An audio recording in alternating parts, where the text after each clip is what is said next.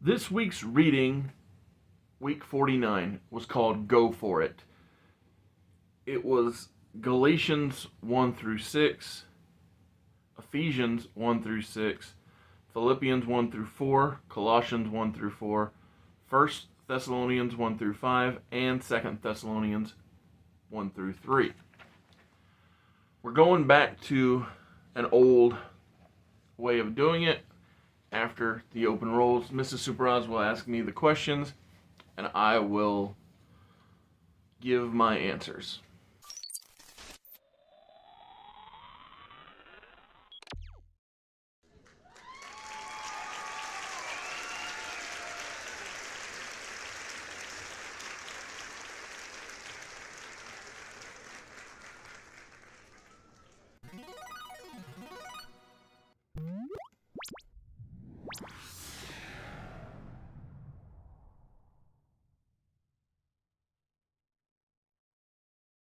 Because everybody has something going on, flying solo, what is the first question? What is a goal or dream that you have talked yourself out of, and why? While I haven't done it yet, I'm considering talking myself out of making content, or at least taking a seasonal break, because over the last little while, subscribers haven't grown, views have fallen off, and it begs the question, what's it all for if so much effort is put in and yet there is no growth, and the sheer concept or the original concept of the channel was to get the word out about the stories I have written, then it's like, okay, so subscribers not going up, views going down, obviously that means sales aren't happening. So the question becomes at that point, do you keep doing the failed project? Do you keep taking the same steps in the same direction that are not giving you the results that you desire? And so while I have not decided to give up on this endeavor, it definitely has crossed my mind, because not only does it not do what the given intent was, it actually so not only does it not do what it was intended to, it doesn't make sales, but so much effort has been put in, whether it be cutting out where people make slip ups verbally, or where I would marry multiple recordings together in such a way as to make it more quality. Like it just becomes an unpaying job. And it's like, if it's a job that doesn't pay, why am I doing a job that doesn't pay? Like, I already have a job that pays, and so it begs the question, what is the purpose of continuing? So I will definitely finish this series, obviously, because we are quite close to the finish line. But maybe the answer is scaling back. That's possible. There are times when I don't know if that's enough. Because the whole reason I ramped up was because I was having a good time and things were on the upswing. But there's part of me that thinks that the good times are gone when it comes to the channel. And I know that part of it comes from the change in day-to-day job, because when the channel first launched, everybody I did videos with worked at the same place. Josiah, Brandon, later Vincent, and Jacob, Josh, the list goes on. Everybody was in the same place, and we were able to come together and plan things out and be positive. But if if it's not time with friends, and it's also not garnering growth, then again the question is, how long do I keep going with something that isn't working? And like it feels very similar to not only the fourth video on the channel, but a rebuttal to the fourth video on the channel where I talk about the concept of writing and producing stories. And I brought up how that did George Lucas know that he was going to be successful? And if he did, how did he know? Because Tommy Wiseau also thought that, oh, I wrote this, I'll direct it, and it'll be successful. But those were two totally different results. And then recently I released the third option C, if you will, where I brought up Philip K. Dick, the concept that perhaps you won't even make it in your own lifetime. And it's like, it really, I don't know. It just, again, I'm not giving up. I haven't given up and I haven't quit, but the question has come to mind, should things change? What is the second question? What group of people is assigned to your life? In what way do you impact their lives the most?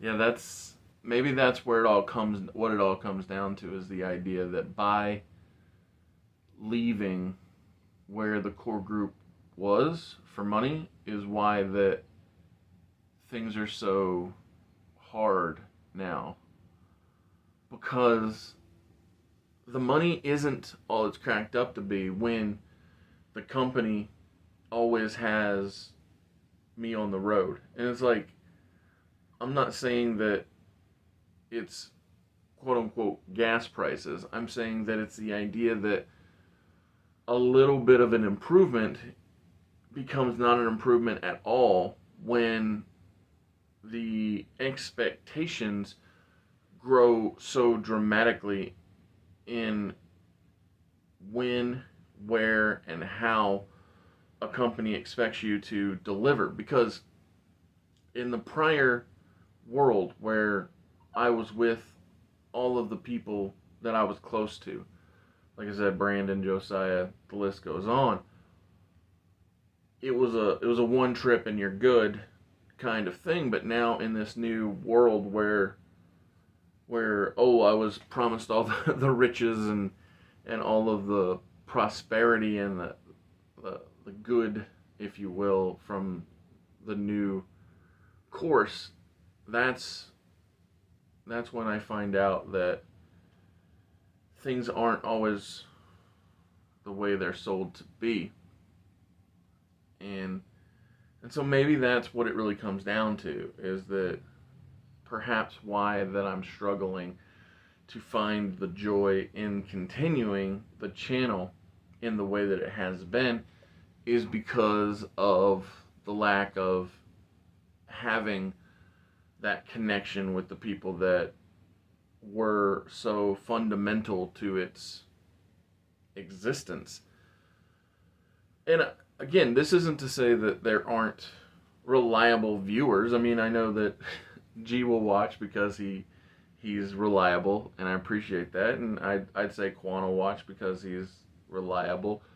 But there's a difference between a reliable viewer and a real life in-person connection, because when I was in person with both of those people, it was better than when away. And I think that's the case with the creation of content, and maybe that's why that I feel so disheartened or disconnected maybe from continuing, is because it feels like as time goes on, not only is the channel not doing its original intent, which is to get sales on books, but it's also not following through with what brought me joy from it, which is the interaction with people that I enjoyed interacting with. Don't get me wrong, I appreciate you participating and helping, but if it's just me talking to the camera or us talking to one another, it's like something's going to have to change because, again, 5 days out of the week, 6 days out of the week, 7 days out of the week at some point in the channel's history, it's just not sustainable for something that does not pay. And when it doesn't pay and it requires a lot of back end dress up. Thank you for being here at Mr. Super Oz. This video is going out, and this channel only exists because I, Oz, founded Gamble Comics, which first release was Everlasting Survivors, a 68-page graphic novel called All Day Long. Available now. Follow the link in the description that will take you to gamblecomics.com. While there, you can get hats, shirts, posters, much, much more. But most importantly, the story itself, if you will, whether it be graphics or audio adjustments or whatever the case may be. It's like, how can it be justified as worthwhile when, because like I've looked into the concept of Patreon, right? The idea that, oh, well, with 500 plus subscribers, maybe, you know, some of them would want to financially contribute. But the ironical thing about Patreon is it does not allow for YouTube videos to be uploaded to it. The only videos it allows to be linked in Patreon are videos from Vimeo. And do you know what the funny part about that is? Mm-hmm. So, to be on Patreon, which is a people wanting to pay for the pleasure of the content platform, you have to pay Vimeo to host your videos on their platform.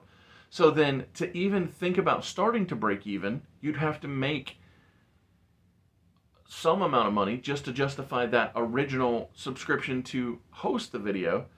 It's like, it's as if most things are created in such a way as to have a barrier to entry when it comes to rising. Which is funny, because had I realized back 26 years, not 26 years, but you know, whatever amount of years ago it was that YouTube started, that, you know, it could be a platform for success, then perhaps I could have joined years ago. But like, it's funny, when I was in college, I thought to myself, oh, why would I upload this show that I'm editing, a wrestling show? Why would I upload that to YouTube when I can try and sell it to a local network? Because I thought that's where the money was. And then it didn't work out, and thus it basically is just sitting on tapes, and the hard drive that I was editing on crashed, and this, that, and the other. But the point is, it's like, if I'd have realized back in 2012 that what YouTube would have been, then it would be a whole different world. But I didn't understand the idea of putting things out for free could actually make money, because it didn't make sense like that, you know? Because I only thought maybe it's college's fault, or not fault, but the fact that in college I was learning from people who worked in TV. Maybe that's the reason that I didn't quite get what it could be. But yeah, I just there are times when it feels like, outside of just random ridiculously good luck, if you will, that how is it going to change? And, you know, I guess the argument could be made that any story that I've written needs to only be seen by one person of influence, or not seen, but read by one person of influence, and they would want to turn it into something else, you know, TV or streaming or movie, and then boom, financial windfall. But the odds of that happening are challenging. I mean, just the books behind me, they are books based on a show that was cut up from Japan and then added new American footage to it, And it took years for that to take off. It took one man, Hyman Saban, to think, oh, we can turn this Super Sentai into something Americans will like, and then that lasted slash succeeded, and then eventually it became the comic series behind me. You know, some of which in the 90s and some of which in the more recent time, but it's the principle that took lots of time, and then one man's belief being enough to convince others to, I don't know about, definitely somewhat of it fund it, but also believe in his belief so much that it came to life. So, I don't know. It's very challenging, the idea of who your area of influence and what that can mean slash do in the overall scheme of life. What is the final question? How has your past influenced or affected your potential future? I mean, much like the people of influence, I'm certain that there's some part of my past that does influence the idea of the struggle. There's some part of my past that is a part of the wondering when there is the right time to not continue, because I can remember when my mother passed away, I told you that I wouldn't treat you the way that my father treated my mother, in the sense that he always thought, oh, this is the one, this is the thing that will hit and succeed. And yet there was no the one, there was no thing that hit to succeed. And yet here I am still to this day, many years later, trying to find it, the thing, the success, the hit. And I feel guilty that I don't know if it'll ever happen, because it's crazy. It goes back to that concept of, like, you know, do you have to come from money to make money? Like, is that the only way that you're going to quote unquote make it, is by already being born on third base, or whatever the crazy saying is? But I try not to blame my past on my present, because I try not to blame, period. Like, I don't blame people for not viewing the channel, because I get that time is hard to come by. But is it definitely something that hurts and is a struggle? Absolutely. It's something that is hard to wrap my head around, because when people were like, oh, $20 is too much for the first book that I wrote, and then the second book that I put out, I priced at $5, and those same people still did not contribute or want to, you know, buy into the idea that this can succeed, it just really brought home the idea that it's like, there's literally no thing that I can do that's going to convince somebody who wouldn't want to want it, right? Because in the case of the first book being $20 and the second book being $5, okay, fine. In both of those cases, that's a financial investment. But there are people that won't even invest time. Like, and it's because this costs nothing to view, to like, to share, to subscribe, to send to somebody else, to say, hey, maybe you could get something out of this, or maybe you'd find interest in this. That is of no cost, and yet does not occur. So, I don't know. I wonder what it is that will make it happen. The it of change, in any which way you want to look at it. Because I know that in some ways, the having friends to participate, at least it brings the actual real life joy to the doing of it, but then there's the post hangout where it's like, is the editing even worth it? Because I have questions sometimes of like, does it even matter? Should I just put it out raw and see if anybody even cares? I don't know. So, Lord, please bring clarity. Please help to make it make sense. All of the frustrations and the challenges, the unknowns of like, is time being put in the wrong place? Did I make the wrong choices? Like how do you get back on course if that is the case?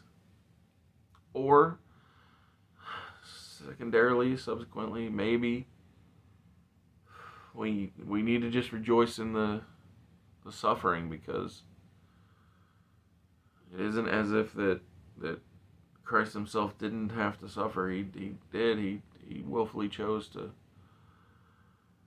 take on the burdens that we all truly deserve, to make a way for us to come to the Father when we weren't good enough and could never make the way ourselves. So what I ask is for you to open my eyes and help me to see what the right move is. Do I continue to push forward?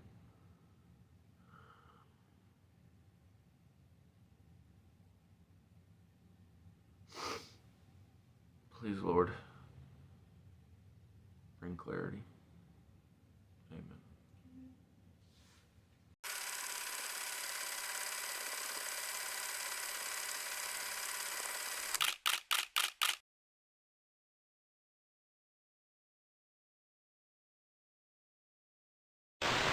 Amen.